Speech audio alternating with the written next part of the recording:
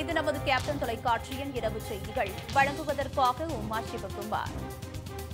முக்கிய செய்திகள். ஆளுநர் மாளிகை அளித்த புகாரில் கைது செய்யப்பட்ட நக்கீரன் கோபால் விடுதலை. காவல்துறையின் ராஜதுரோக வழக்கு செல்லாது என எழும்பூர் அல்லிக்குளம் நீதிமன்றம் அதிரடி உத்தரவு. தன்னை கொலை குற்றவாளி போல் நடத்தியதாக காவல்துறையினர் மீது நக்கீரன் கோபால் குற்றச்சாட்டு. கருத்து சுதந்திரத்தின் பக்கம் நீதிமன்றம் இருப்பதாக பேட்டி.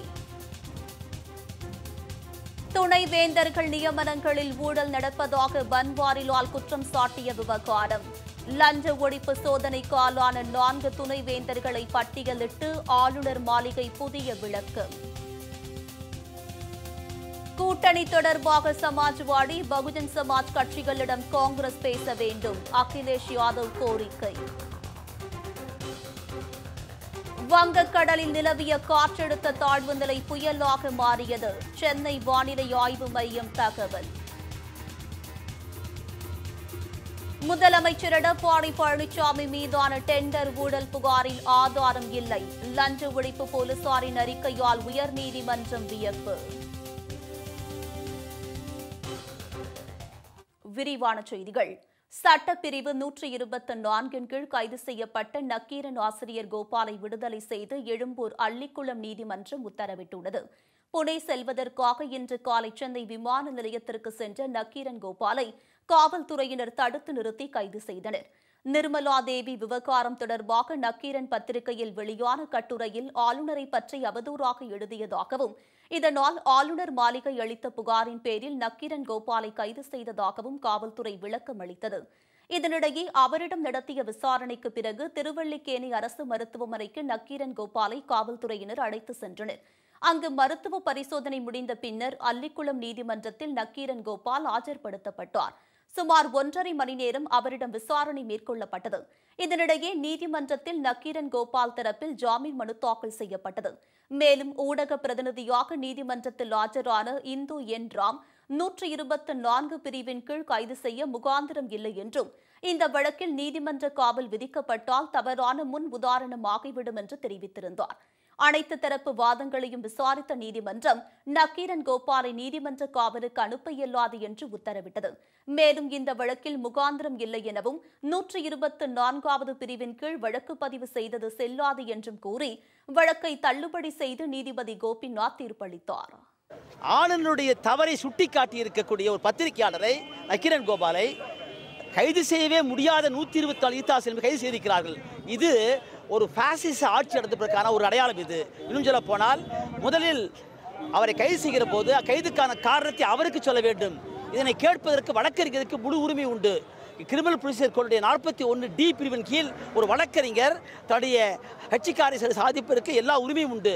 இங்கு இருக்கக்கூடிய நீதிபதி அவர்கள் சட்டத்தை பயன்படுத்தி 124 பிரிவு என்பது ஒரு ஆளுநர் தன்னுடைய பணியை செய்கிற போது அவருக்கு எதிராக தாக்க தொடங்குவதுதான் அந்த குற்றம். நக்கீரன் கோபால் அவர் சந்திக்கவே கிடையாது. அவர் பத்திரிகையிலே ஆளுநரை பற்றிய தகவல் வருகிறது, அதை எழுதியிருக்கிறார். அவருக்கு சந்தேகப்படுத்திக் கொண்டால் அதை பற்றி ஆய்வு செய்து உண்மை என்று கருத்தால் அவர் வழக்கு போடலாம். அது 505B பிரிவு தான் வருமே தவிர 124 வராது. ஆகவே தான் நீதிபதி இவரை ரிமாண்ட் செய்வதற்கான அடிப்படை இல்லாத காரணத்தினால் அந்த ரிமாண்டை ரிஜெக்ட் செய்து விடுதலை செய்திருக்கிறார்கள். அதனைத் தொடர்ந்து செய்தியாளர்களை சந்தித்த நக்கீரன் கோபால் தனக்கு ஆதரவாகவும் கருத்து சுதந்திரத்திற்கு எதிரான இந்த போரில் ஆதரவாக இருந்த அனைவருக்கும் நன்றி என தெரிவித்துள்ளார். மேலும் நீதித்துறை கருத்து சுதந்திரத்தின் பக்கம் இருந்ததால் தாம் விடுதலை ஆனதாகவும் நக்கீரன் கோபால் அப்போது குறிப்பிட்டுள்ளார்.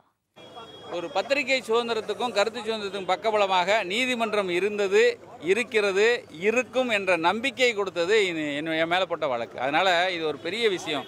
இது எனக்கு மாத்திரம் கிடைச்ச வெற்றி இல்லை, ஒட்டுமொத்த அந்த ஊடகவியலாளர் எல்லாருக்குமே, பத்திரிகையாளர் எல்லாருக்குமே, இந்த சமூக ஊடகவியலாளர் எல்லாருக்குமே இது ஒரு பெரிய வெற்றியாக கிடைச்சது. இது நிச்சயமாக நீதிமன்றத்தை நாம் தலைவணங்குவோம். நக்கீரன் கோபாலை கைது செய்யப்பட்டதற்கு பல்வேறு கட்சித் தலைவர்கள் கண்டனம் தெரிவித்துள்ளனர். இது தொடர்பாக மார்க்சிஸ்ட் கம்யூனிஸ்ட் கட்சியின் மாநில செயலாளர் பாலகிருஷ்ணன் வெளியிட்டுள்ள அறிக்கையில், நக்கீரன் கோபால் கைது செய்யப்பட்டது பல உண்மைகளை மூடி மறைக்க மேற்கொள்ளப்படும் திட்டமிட்ட சதி என்று குற்றம் சாட்டியுள்ளார். மேலும் பத்திரிகையாளர் மற்றும் ஊடகவியலாளர்கள் மீது தொடர்ச்சியான தாக்குதல்கள் அதிகரித்து வருவதாக அவர் தெரிவித்துள்ளார். நக்கீரன் கோபாலை கைது செய்த விவகாரத்தில் தமிழக ஆளுநர் பன்வாரிலாலை மத்திய அரசு உடனடியாக திரும்பப் பெற வேண்டும் என்று EVKS வலியுறுத்தியுள்ளார். அதேபோல் இந்திய கம்யூனிஸ்ட் கட்சியின் மாநில செயலாளர் முத்தரசன், விடுதலை சிறுத்தைகள் கட்சித் தலைவர் திருமாவளவன் உள்ளிட்ட பல்வேறு தலைவர்கள் நக்கீரன் கோபால் கைது செய்யப்பட்டதற்கு கண்டனம் தெரிவித்துள்ளனர். 2018 நியமிக்கப்பட்ட 9 துணைவேந்தர்களும் உரிய நடைமுறைப்படி நியமிக்கப்பட்டனர் என்று ஆளுநர் மாளிகை விளக்கம் அளித்துள்ளது. கடந்த 6ஆம் தேதி சென்னையில் நிகழ்ச்சி ஒன்றில் கலந்து கொண்டு பேசிய ஆளுநர் பன்வாரிலால் புரோஹித், துணைவேந்தர் பதவிகள் பல கோடிக்கு விற்கப்படுவதாக புகார் தெரிவித்திருந்தார். இவரது பேச்சு ஆளும் கட்சிக்கு பெரும் சிக்கலை ஏற்படுத்தியது. இந்நிலையில் துணைவேந்தர் நியமன முறைகேடு புகார் தொடர்பாக பன்வாரிலால் பேச்சு குறித்து ஆளுநர் மாளிகை விளக்கம் அளித்துள்ளது. கல்வியாளர்கள் தெரிவித்த குற்றச்சாட்டின் பேரிலேயே ஆளுநர் கவலை தெரிவித்தார் என்றும், தனிப்பட்ட நபர்கள் பணப்பரிமாற்றத்தில் ஈடுபட்டதாக கூறவில்லை என்றும் கூறப்பட்டுள்ளது. கூட்டணிக்கு சமாஜ்வாடி, பகுஜன் சமாஜ் கட்சிகளிடம் காங்கிரஸ் பேச வேண்டும் என்று சமாஜ்வாடி தலைவர் அகிலேஷ் யாதவ் கோரிக்கை விடுத்துள்ளார். மத்திய பிரதேசம், ராஜஸ்தான், சத்தீஸ்கர் மாநிலங்களில் பகுஜன் சமாஜ், சமாஜ்வாடி கட்சிகளுடன் கூட்டணி வைக்கும் விவகாரத்தில் காங்கிரஸ் தோல்வியை தழுவியது. காங்கிரசிடம் பிச்சை எடுக்கும் அவசியமில்லை, தனித்தே போட்டியிடுவோம் என பகுஜன் சமாஜ் கட்சியின் தலைவர் மாயாவதி அறிவித்துவிட்டார். இதற்கிடையே கூட்டணிக்காக காத்திருந்த சமாஜ்வாடியும் தனியாக போட்டியிடுவதாக அறிவித்துவிட்டது. இக்கட்சிகள் விலகியது காங்கிரஸ் கட்சிக்கு பெரும் பின்னடைவாக பார்க்கப்பட்டது. இந்நிலையில் கூட்டணிக்கு சமாஜ்வாடி, பகுஜன் சமாஜ் கட்சிகளிடம் காங்கிரஸ் பேச வேண்டும் என்று சமாஜ்வாடி தலைவர் அகிலேஷ் யாதவ் கூறியுள்ளார். மத்திய பிரதேசத்தில் செய்தியாளர்களிடம் பேசிய அகிலேஷ் யாதவ், தாங்கள் காங்கிரஸ் கட்சியுடன் கூட்டணியை விரும்பினோம், ஆனால் அக்கட்சி தங்களை பலமில்லாதவர்கள் என்று உணர்வதாக குறிப்பிட்டுள்ளார். இப்போது காங்கிரஸ் கட்சி சமாஜ்வாடி மற்றும் பகுஜன் சமாஜ் கட்சிகளுடன் பேசினால் மட்டுமே கூட்டணி சாத்தியமாகும் என்று தெரிவித்துள்ளார். முதலமைச்சர் எடப்பாடி பழனிசாமி மீதான டெண்டர் ஊழல் புகாரில் ஆதாரம் இல்லை என்று உயர்நீதிமன்றத்தில் லஞ்ச ஒழிப்பு போலீஸ் தெரிவித்துள்ளது. தமிழகத்தில் நெடுஞ்சாலைத்துறை ஒப்பந்த பணிகள் ஒதுக்கியதில் மிகப்பெரிய முறைகேடு நடந்துள்ளது என்றும், இந்த முறைகேட்டில் முதலமைச்சர் எடப்பாடி பழனிசாமி உறவினர்களுக்கு தொடர்பு உள்ளது என்று குற்றம் சாட்டி திமுக சென்னை உயர்நீதிமன்றத்தில் மனு தாக்கல் செய்தது. இந்த மனுவை நீதிபதி AT ஜெகதீஷ் சந்திரா விசாரித்து வருகிறார். கடந்த வாரம் இந்த வழக்கு விசாரணைக்கு வந்தபோது நெடுஞ்சாலைத்துறை ஒப்பந்தங்கள் முதலமைச்சரின் நெருங்கிய உறவினர்கள் யாருக்கும் வழங்கப்படவில்லை என்று கூறப்பட்டது. இந்நிலையில் முதலமைச்சருக்கு எதிரான ஊழல் வழக்கு நீதிபதி முன்பு இன்று மீண்டும் விசாரணைக்கு வந்தபோது லஞ்ச ஒழிப்புத்துறை போலீசாரின் ரகசிய அறிக்கை தாக்கல் செய்யப்பட்டது. அதில் எடப்பாடி பழனிசாமி மீதான டெண்டர் ஊழல் புகாரில் ஆதாரம் இல்லை என்று தெரிவிக்கப்பட்டது. இதனையடுத்து இருதரப்பு வாதங்களையும் கேட்ட நீதிபதி வழக்கின் தீர்ப்பை தேதி குறிப்பிடாமல் ஒத்திவைத்து உத்தரவிட்டார். அரபிக்கடல் மற்றும் வங்கக்கடல் பகுதியில் புயல் சின்னம் உருவாகி நகர்ந்து வருகிறது என்றும், இதனால் அடுத்த 24 மணி நேரத்தில் தமிழகத்தில் மிதமான மழைக்கு வாய்ப்புள்ளதாகவும் வானிலை ஆய்வு மையம் தெரிவித்துள்ளது. வங்கக்கடலில் நிலை கொண்டிருந்த குறைந்த காற்றழுத்த தாழ்வு மண்டலம் வலுவடைந்து ஆழ்ந்த காற்றழுத்த தாழ்வு மண்டலமாக ஒடிசாவுக்கு தென்கிழக்கே 560 கிலோமீட்டர் தொலைவில் நிலை கொண்டுள்ளதாக அவர் தெரிவித்தார். இதனால் மீனவர்கள் அரபிக்கடல் பகுதியில் அக்டோபர் 13ஆம் தேதி வரை செல்ல வேண்டாம் என்று பாலச்சந்திரன் தெரிவித்துள்ளார். நாளை மற்றும் நாளை மறுநாள் 80 முதல் 90 கிலோமீட்டர் வேகத்தில் காற்று வீசக்கூடும் என்று கூறிய அவர், அடுத்த 24 மணி நேரத்தில் தமிழகம் மற்றும் புதுவையில் ஒரு சில இடங்களில் மிதமான மழை பெய்யும் என்று தெரிவித்துள்ளார். இதனிடையே தற்போது உருவாகியுள்ள புயலுக்கு டிட்லி என பெயரிடப்பட்டுள்ளது. நேற்று அரபிக்கடல் பகுதியில் நிலவி வந்த காற்றழுத்த தாழ்வு மண்டலம் இன்று அக்டோபர் 8ஆம் தேதி புயலாக வலுப்பெற்றுள்ளது. லூபன் என்று பெயரிடப்பட்ட இந்த புயல் மேலும் வலுப்பெற்று தெற்கு ஓமன், ஏமன் கரை நோக்கி நகரும். மேலும் வங்கக்கடல் பகுதியில் நிலவி வந்த வலுவான காற்றழுத்த தாழ்வு பகுதி காற்றழுத்த தாழ்வு மண்டலமாக தற்பொழுது மத்திய வங்கக்கடல் பகுதியில் நிலவுகிறது. இது அடுத்து வரும் 2 தினங்களில் புயலாக வலுப்பெற்று ஒரிசா கரையை நோக்கி நகர்ந்து செல்லக்கூடும். அரபிக்கடலில் இருக்கின்ற புயலாலும் வங்கக்கடலில் நிலை கொண்டிருக்கின்ற காற்றழுத்த தாழ்வு மண்டலம் புயலாக வலுப்பெறுவதாலும் அரபிக்கடல், தென்னிந்திய பகுதி, வங்கக்கடல் பகுதிகளில் தற்பொழுது காற்றின் போக்கு மற்றும் ஈரப்பதத்தில் மாறுபாடுகள் ஏற்பட்டுள்ளது. அடுத்து வரும் 24 மணி நேரத்தில் தமிழகம் மற்றும் புதுவையில் அநேக இடங்களில் மிதமான மழை பெய்யக்கூடும். வட தமிழகத்தில் ஓரிரு இடங்களுக்கு கனமழைக்கான வாய்ப்பு உள்ளது. சென்னை மற்றும் புறநகரில் லேசானது முதல் மிதமான மழை பெய்யக்கூடும். மீனவர்கள் அரபிக்கடல் மற்றும் வங்கக்கடல் பகுதிகளுக்கு 8ஆம் தேதி முதல் 10ஆம் தேதி வரை செல்ல வேண்டாம் என்று அறிவுறுத்தப்படுகிறார்கள். தமிழக கல்வித்துறையில் இந்தியாவை திரும்பி பார்க்கும் வகையில் நடவடிக்கை எடுக்கப்பட்டு வருவதாக அமைச்சர் செங்கோட்டையன் தெரிவித்திருக்கிறார். சென்னை போரூரில் உள்ள அரசு மகளிர் மேல்நிலைப் பள்ளியில் ஸ்மார்ட் கிளாஸ் வகுப்பு தொடக்க விழா நடைபெற்றது. இதில் பள்ளி கல்வித்துறை அமைச்சர் செங்கோட்டையன் கலந்து கொண்டு ஸ்மார்ட் கிளாஸ் கட்டிடத்தை ரிப்பன் வெட்டியும் குத்துவிளக்கு ஏற்றியும் தொடங்கி வைத்தார். பின்னர் ஸ்மார்ட் கிளாஸ் மாணவர்களுக்கு எப்படி எடுக்கப்படுகிறது, அதனை எப்படி புரிந்து கொள்கிறார்கள் என்பது குறித்து கேட்டறிந்தார். இதன் பின்னர் செய்தியாளர்களுக்கு அளித்த பேட்டியில் தமிழக கல்வித்துறையில் இந்தியாவை திரும்பி பார்க்கும் வகையில் நடவடிக்கை எடுக்கப்படும் என்றார். ஐசிடி எனும் ஸ்மார்ட் கிளாஸ் நவம்பர் மாத இறுதிக்குள் நிறைவேற்ற அரசு நடவடிக்கை எடுத்து வருவதாக அமைச்சர் கூறினார். 9 முதல் 12ஆம் வகுப்பு வரை பள்ளி மாணவர்கள் வகுப்பறையில் கம்ப்யூட்டர் மயமாக்கப்படும், அதில் இன்டர்நெட் இணைக்கப்படும் என்று தெரிவித்துள்ளார். மாணவ செல்வங்களாக இருக்கிற நீங்கள் கவலைப்பட தேவையில்லை. நவம்பர் மாதம் இறுதிக்குள்ளே 6லிருந்து 8 வரை படிக்கின்ற மாணவர் அத்தனை பேருக்கு 3000 பள்ளிகளுக்கு ஸ்மார்ட் கிளாஸ் வழங்கப்படும். அதற்கான ஆணையை அரசு பிறப்பித்திருக்கிறது என்பதையும் நான் இந்த நேரத்தில் தெரிவித்துக் கொள்கிறேன். அதே போலதான் உயர்நிலைப் பள்ளியிலே படிக்கின்ற மாணவர் 9, 10, 11, 12 படிக்கின்ற மாணவர் அனைத்து வகுப்பறையும் கம்ப்யூட்டர் மயமாக்கப்படும், இன்டர்நெட் இணைக்கப்படும் நவம்பர் மாதத்திற்குள் என்பதை நான் இந்த நேரத்தில் தெரிவித்துக் கொள்கிறேன். ஏன் என்று சொன்னால் இந்த அரசுடைய தொலைநோக்கு சிந்தனை, இந்த அரசு என்ன செய்ய போகிறது என்று சில பேர் கேட்டார்கள். இந்த அரசை பொறுத்தவரையிலும் இந்தியாவை திரும்பி பார்க்கின்ற அளவிற்கு பல்வேறு சாதனை சரித்திரங்களை தமிழகத்திலே படைக்கும் என்பதையும் நான் இந்த நேரத்தில் தெரிவித்துக் ஓ பன்னீர்செல்வம் மட்டுமல்லாமல் சுகாதாரத்துறை அமைச்சர் விஜயபாஸ்கரும் தன்னை சந்தித்ததாக டிடிவி தினகரன் கூறியுள்ளார். துணை முதலமைச்சர் ஓ பன்னீர்செல்வம் தன்னை தனியாக சந்தித்ததாகவும் எடப்பாடி பழனிசாமி ஆட்சியை அகற்றிவிட்டு தன்னை முதல்வராக்க ஆதரவு கொடுத்ததாகவும் டிடிவி தினகரன் கூறியது அரசியல் வட்டாரத்தில் பரபரப்பை ஏற்படுத்தியது. டிடிவி தினகரனை சந்தித்ததை ஒப்புக்கொண்ட ஓ பன்னீர்செல்வம் அதற்கான காரணத்தையும் விளக்கினார்.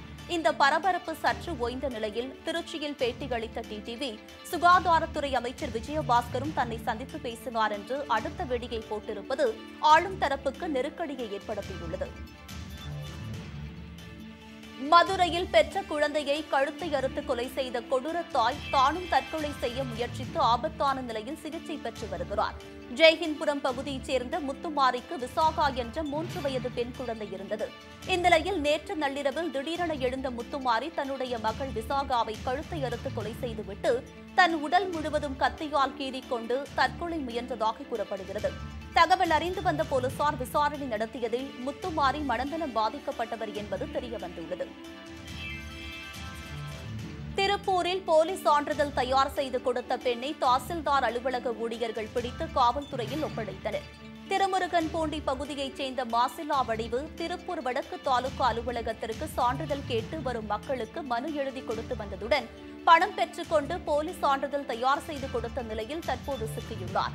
இதனையடுத்து அவரிடம் இருந்த போலி சான்றிதழ்கள் மற்றும் அரசு முத்திரைகளை பறிமுதல் செய்த போலீசார் தொடர்ந்து விசாரித்து வருகின்றனர். புதுக்கோட்டை மாவட்டம் அறந்தாங்கியில் முறையாக ஊதியம் வழங்காத ஒப்பந்ததாரரை கைது செய்யக் கோரி துப்புரவு தொழிலாளர்கள் ஆர்ப்பாட்டத்தில் ஈடுபட்டனர்.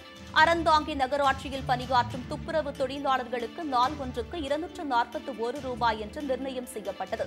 ஆனால் நிர்ணயம் செய்யப்பட்ட ஊதியத்தை ஒப்பந்ததாரர் வழங்காமல் 193 ரூபாயை மட்டுமே வழங்குவதாகவும் 48 ரூபாய் வீதம் பிடித்தம் செய்து லட்சக்கணக்கில் பணம் தராமல் கடந்த ஓராண்டு காலமாக ஏமாற்றி வருவதாகவும் அவர்கள் வேதனை தெரிவிக்கின்றனர். சென்னை திருவேற்காட்டில் இருந்து காடு வெட்டி செல்லக்கூடிய சாலையில் ஆக்கிரமித்து கட்டப்பட்டிருந்த சுமார் 100க்கும் மேற்பட்ட கடைகளை அகற்றி நகராட்சி ஆணையர் சித்ரா அதிரடி நடவடிக்கை மேற்கொண்டுள்ளார். திருவேற்காடில் இருந்து காடு வெட்டி செல்லக்கூடிய பாதையை ஆக்கிரமித்து கட்டப்பட்டிருந்த கடைகளை அகற்றுமாறு பலமுறை நகராட்சி தரப்பில் நோட்டீஸ் கொடுக்கப்பட்டும் அகற்றப்படாததால் நகராட்சி நிர்வாகம் நடவடிக்கை எடுத்துள்ளது. நக்கீரன் ஆசிரியர் கோபால் கைது செய்யப்பட்டதை கண்டித்து விருதாச்சலம் பாலக்கரையில் பத்திரிகையாளர் கூட்டமைப்பு சார்பில் ஆர்ப்பாட்டம் நடத்தப்பட்டது. அப்போது மத்திய மாநில அரசுகளை கண்டித்து முழக்கங்கள் எழுப்பப்பட்டன. இதனையடுத்து திடீர் சாலை மறியலில் ஈடுபட்ட 50க்கும் மேற்பட்டோரை போலீசார் கைது செய்தனர். சபரிமலை ஐயப்பன் சன்னிதானத்திற்கு அனைத்து வயது பெண்களுக்கும் அனுமதித்த உச்சநீதிமன்ற தீர்ப்பை மறுசீராய்வு செய்ய வலியுறுத்தி சேலத்தில் கூட்டு பிரார்த்தனையுடன் கூடிய ஒருநாள் அடையாள உண்ணாவிரதம் நடைபெற்றது. இதில் ஆயிரக்கணக்கான கல்லூரி மாணவிகள் கலந்து கொண்டு சபரிமலையின் புனிதத்தை காப்போம் என்று உறுதிமொழி ஏற்றுக்கொண்டனர். அருப்புக்கோட்டை அருகே செயல்படும் மதுரை காமராஜர் பல்கலைக்கழகத்திற்கு செல்ல உரிய சாலை வசதி செய்து தரக்கோரி கல்லூரி மாணவ மாணவிகள் சாலையில் அமர்ந்து ஆர்ப்பாட்டத்தில் ஈடுபட்டனர். செட்டிக்குறிச்சியில் 2 ஆண்டுகளாக மதுரை காமராஜர் பல்கலைக்கழக அரசு உறுப்பு கல்லூரி இயங்கி வருகிறது. இக்கல்லூரி புறவழிச்சாலையில் இருந்து 1.5 கிலோமீட்டர் தூரம் உள்ள சாலை முறையாக அமைக்காததால் சேரும் சகதியுமாய் உள்ளது. இதனால் மாணவ மாணவிகள் கல்லூரிக்கு செல்ல முடியாமல் அவதியடைந்து வருகின்றனர். நாங்கள் இங்கே வந்து 1.5 வருஷம் ஆயிடுச்சு. ஆனால் காலேஜுக்கு இன்னும் ரோடு அமைக்கலை. ஆனால் 7.5 கோடிக்கு இந்த காலேஜ் கட்டிட்டாங்க. ஆனால் எங்களுக்கு காம்பவுண்ட் சவர் இல்லை, பாத்ரூம் வசதி இல்லை, ரோடு வசதி இல்லை, கேண்டீன் வசதி இல்லை. இப்படி இல்லாமல் நாங்கள் வந்து காலேஜ் வந்து எப்படி நடத்துறது? நாங்கள் இங்கேருந்து சகதியோட காலேஜுக்கு வந்து நடந்து போகிறோம். அங்கே போய் நாங்கள் கழுவுறதுக்கு கூட தண்ணி வசதி கூட எங்களுக்கு இல்லை. இது நிலைமையில் நாங்கள் காலேஜில் உட்காந்து எப்படி படிப்போம்? நாங்கள் வந்து 9:15 எங்கள் காலேஜ் வந்து ஆரம்பிக்குது. நாங்கள் இங்கேருந்து சகதியில் நடந்து போகிறக்குள்ள 9:30 ஆயிடுது. ஃபஸ்ட் ஹவரே முடிஞ்சிடுது எங்களுக்கு. அதுக்கப்புறமா எங்களுக்கு வந்து அட்டண்டன்ஸ் கூட கிடைக்க மாட்டேங்குது. மேலும் இந்த எக்ஸாம் டைம்லலாம் ரொம்ப கஷ்டமாக இருக்குது. இப்போ அடுத்து எங்களுக்கு செமஸ்டர் வரப்போகுது. இந்த டைமில் எங்களுக்கு இந்த டைமில் நாங்கள் எப்படி இந்த சகதியோடு நடந்து போவோம்? மழை காலம் வந்துடுச்சு.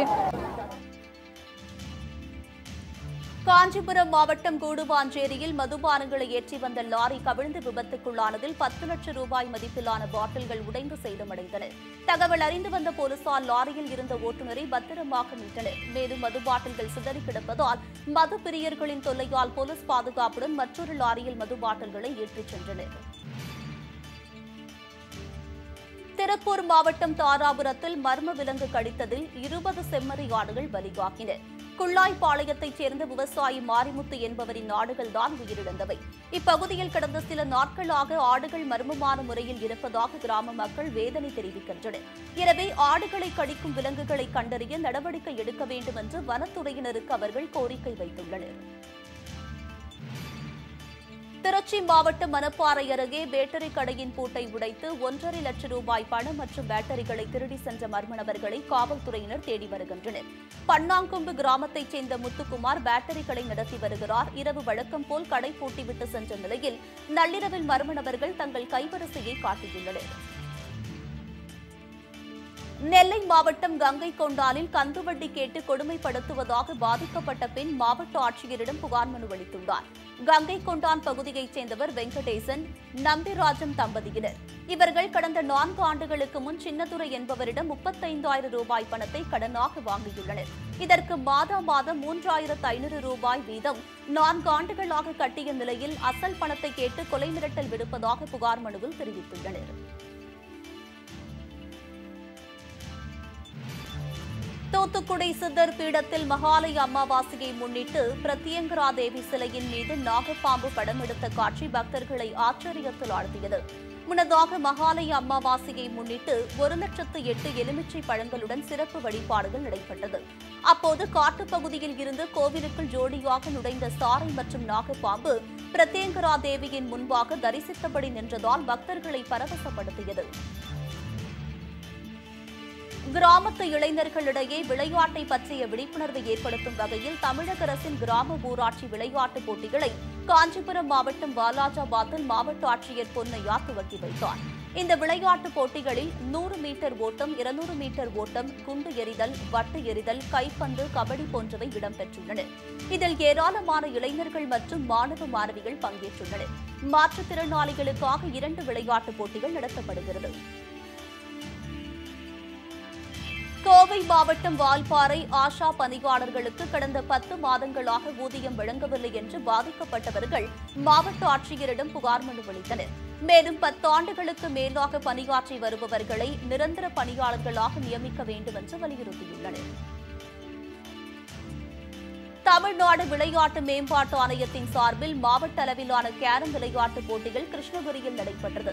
மாவட்ட விளையாட்டு அலுவலர் சிவரஞ்சன் தலைமையில் நடைபெற்ற இந்த கேரம் போட்டியை காவல் ஆய்வாளர் செல்வராஜ் கலந்து கொண்டு துவக்கி வைத்தார். இப்போட்டியில் 11 வயது முதல் 15 வயது வரை உள்ள மாணவ மாணவிகள் கலந்து கொண்டு விளையாடினர். சேலம் மாநகராட்சியில் உயர்த்தப்பட்ட வரி உயர்வை கண்டித்தும் உயர்த்தப்பட்ட வரியை திரும்பப் பெற வேண்டும் என்பதனை வலியுறுத்தியும் இந்திய ஜனநாயக வாலிபர் சங்கத்தினர் மாநகராட்சி அலுவலகத்தில் மனு கொடுக்கும் போராட்டத்தில் ஈடுபட்டதால் பரபரப்பு நிலவியது. தமிழகம் முழுவதும் உள்ள மாநகராட்சி, நகராட்சி மற்றும் பேரூராட்சிகளில் வசூலிக்கப்படும் வரியை பல மடங்கு உயர்த்தி உள்ளாட்சி நிர்வாகம் அறிவித்துள்ளது. குறிப்பாக சேலம் மாநகராட்சியில் வசூலிக்கப்படும் சொத்து வரி, வணிக வரி, குடிநீர் வரி உள்ளிட்டவைகளை 100% முதல் 150% வரை உயர்த்தப்பட்டுள்ளதற்கு பொதுமக்கள் கடும் எதிர்ப்பு தெரிவித்து வருகின்றனர். ஸ்ரீபெரும்புதூர், கரசங்கால் மற்றும் மலைப்பட்டு ஆகிய கிராமங்களில் ஊரக வளர்ச்சித்துறை சார்பாக நடைபெற்று வரும் வளர்ச்சிப் பணிகளை கென்யா நாட்டுக் குழுவினர் பார்வையிட்டு ஆய்வு செய்தனர். தமிழகத்தில் ஊரக வளர்ச்சித்துறை சார்பாக நடைபெற்று வரும் வளர்ச்சிப் பணிகள், முழு சுகாதார திட்டப் பணிகள், அரசு பள்ளிகள், மகளிர் சுகாதார வளாகங்கள் எவ்வாறு செயல்படுகிறது என்பதை பார்வையிட கென்யா நாட்டைச் சேர்ந்த கவர்னர்கள், உலக வங்கி உறுப்பினர்கள், துணை ஆட்சியர்கள், சுகாதார மற்றும் ஊரக வளர்ச்சித்துறையைச் சேர்ந்த அதிகாரிகள் 18 பேர் தமிழகம் வந்துள்ளனர். தமிழ்நாடு உடற்கல்வியியல் மற்றும் விளையாட்டு பல்கலைக்கழகம் 11ஆம் பட்டமளிப்பு விழாவில் ஆளுநர் பன்வாரிலால் பங்கேற்று மாணவர்களுக்கு பதக்கங்களை வழங்கினார். வண்டலூர் அடுத்த மேலக்கோட்டையூரில் உள்ள தமிழ்நாடு உடற்கல்வியியல் மற்றும் விளையாட்டு பல்கலைக்கழகத்தில் 11வது பட்டமளிப்பு விழா நடைபெற்றது. இதில் தமிழக ஆளுநர் பன்வாரிலால் புரோஹித், அமைச்சர் பாலகிருஷ்ணா ரெட்டி உள்ளிட்ட பலர் கலந்து கொண்டனர். இந்த பட்டமளிப்பு விழாவில் 3284 மாணவர்கள் பட்டம் பெற்றனர்.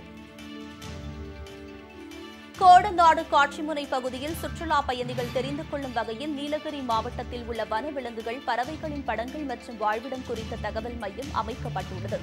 மேலும் இருவாச்சி பறவை, மயில் உள்ளிட்ட பல்வேறு பறவைகளின் புகைப்படங்களும், ராஜநாகம் உள்ளிட்ட ஊர்வனங்களின் புகைப்படங்களும் தகவல்களும் காட்சிக்கு வைக்கப்பட்டுள்ளன. கோத்தகிரி அருகே உள்ள கோடநாடு காட்சிமுனையை சுற்றி பார்க்க வரும் சுற்றுலா பயணிகள் கண்டு ரசிக்க வனத்துறை சார்பாக வனவிலங்குகள் குறித்த தகவல் மையம் புதிதாக திறக்கப்பட உள்ளது. திருச்சியில் காவல்துறையின் செயல்பாடுகள் பற்றி தெரிந்து கொள்ளும் விதத்தில் மாணவர்கள் காவல் நிலையத்திற்கு நேரில் அழைத்து வந்து விளக்கி கூறப்பட்டது. திருச்சி கண்டோன்மென்ட் காவல் நிலையத்திற்கு அழைத்து வரப்பட்ட அவர்களுக்கு உதவி ஆணையர் சிகாமணி, கண்டோன்மென்ட் காவல் நிலைய ஆய்வாளர் விஜயபாஸ்கர் ஆகியோர் காவல்துறையின் செயல்பாடுகள் குறித்து விளக்கி கூறினர். குற்றவாளிகளிடம் விசாரிக்கும் முறை, எஃப்ஐஆர் எழுதுவது, காவல்துறையினருக்கு ஒதுக்கப்படும் பணிகள் குறித்து அவர்களுக்கு நேரடியாக காண்பித்து விளக்கம் அளிக்கப்பட்டது. ஸ்ரீபெரும்புதூரில் உள்ள Rajiv Gandhi institute of youth development என்ற கல்வி நிறுவனம் முறையாக செயல்படவில்லை என்றும் முறைகேடுகளை கண்டித்து மாணவர்கள் உள்ளிருப்பு போராட்டம் செய்து வருகின்றனர். இந்தியாவில் உள்ள ஐஐடி, ஐஐஎம் ஆகியவற்றுக்கு நிகரான இந்த கல்வி நிறுவனத்தில் பல்வேறு மாநிலங்களில் இருந்து மாணவ மாணவிகள் பயின்று வருகின்றனர்.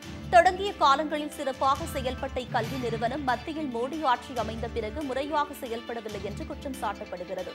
இன்ஸ்டிடியூட் ஆஃப் நேஷனல் இம்பார்ட்டன்ஸ் இது வந்து பார்லிமெண்ட்டோட டைரக்ட் ஆக்டில் பாஸ் பண்ணி இந்த இன்ஸ்டியூட் செட்டப் பண்ணியிருக்காங்க. ராஜீவ்காந்தியோட அசாசினேஷன் இங்கே நடந்ததுனால அவரோட மெமோரியலுக்காக இந்த இன்ஸ்டியூட் இங்கே செட்டப் பண்ணியிருக்காங்க. 25 இயர்ஸாக இந்த இன்ஸ்டியூட் வந்து இந்த இடத்துல ரன் ஆகிட்டு இருக்கு. லாஸ்ட் 10 இயர்ஸாக வந்து இந்த இன்ஸ்டியூட் வந்து அகாடமிக் கோர்ஸஸ் ஸ்டார்ட் பண்ணியிருக்காங்க. 5 MA கோர்ஸ் இங்கே ரன் ஆகிட்டு இருக்கு. ஸோ இந்த லாஸ்ட் 10 இயர்ஸில் பார்த்தீங்கன்னா அகாடமிக் கோர்ஸோட அவுட்புட்னு பார்த்தீங்கன்னா எந்த சப்ஸ்டான்ஷியல் அவுட்புட்டும் இந்த இன்ஸ்டியூட்லேருந்து இது வரைக்கும் வரல. குடியாத்தம் அடுத்த காமாட்சியம்மன் பேட்டையில் அமைந்துள்ள அருள்மிகு ஸ்ரீ காளியம்மன் கோவிலில் நவராத்திரியை முன்னிட்டு ஸ்ரீ விஸ்வகர்ம ஜெயந்தி விழா நடைபெற்றது. இதில் ஏராளமானோர் பங்கேற்று காளியம்மனை வழிபட்டனர். மதுரை செல்லும் கண்மாயில் இருந்து வைகை ஆற்றுக்கு செல்லும் பந்தல்குடி கால்வாய் தூர்வாரப்படாததால் அங்கு பெய்த கனமழையால் தண்ணீர் ஊருக்குள் புகுந்தது. நரிமேடு, மீனாம்பால்புரம் உள்ளிட்ட பகுதியில் சாலைகள், தெருக்களில் தண்ணீர் தேங்கி நிற்கிறது.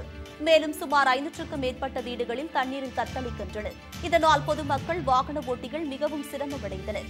பள்ளி குழந்தைகள் மிகவும் சிரமத்திற்கு இடையே தண்ணீரில் நடந்து செல்கின்றனர். இதுபோன்ற சம்பவம் நடைபெறாமல் இருக்க கால்வாயை உடனடியாக மாநகராட்சி நிர்வாகம் தூர்வாரி அடைப்புகளை சரி செய்ய வேண்டும் என்று அப்பகுதி மக்கள் கோரிக்கை வைத்துள்ளனர். திருவள்ளூர் அருகே புதிதாக திறக்கப்பட்ட டாஸ்மாக் அரசு மதுபான கடையை மூடக்கோரி பொதுமக்கள் மாநகர அரசு பேருந்தினை சிறைப்பிடித்து சாலை மறியல் போராட்டத்தில் ஈடுபட்டனர். தகவல் அறிந்து வந்த காட்டூர் போலீசார் அவர்களிடம் சமரசம் மேற்கொண்டபோது பொதுமக்கள் வாக்குவாதத்தில் ஈடுபட்டனர்.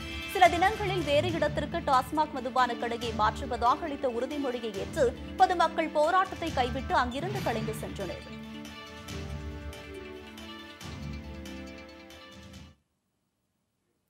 இத்துடன் செய்திகள் நிறைவடைகின்றன. உண்மை செய்திகளை உள்ளது உள்ளபடி உடனுக்குடன் தெரிந்து கொள்ள தொடர்ந்து இணைந்திருங்கள் நமது கேப்டன் நியூஸ் தொலைக்காட்சியுடன். வணக்கம்.